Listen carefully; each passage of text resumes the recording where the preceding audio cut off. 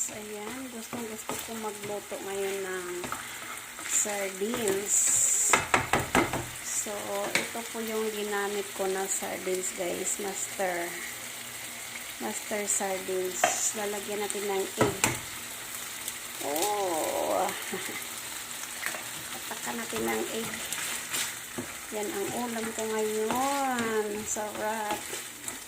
Namimiss ko lang kumain ng sardinas na may itlog guys. So, ilagyan natin ng magic syrup, pampalasa. Tapos, lalagyan ko siya ng konting toyo. Ay, huwag nang tuyuan, asin na lang. Kasi, maano na siya, wala.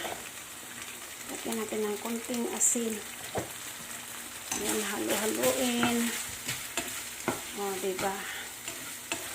Sarap na yan. So, yan na po ang aking ulam for today.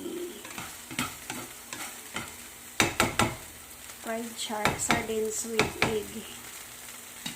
So, patakan daya na sibuyas, dahon. Yan yung sekreto para mas masarap yung inyong sardines with egg. Ayan, oh. Kita nyo yan, guys. Oh. Pwede na. Yummy, yummy.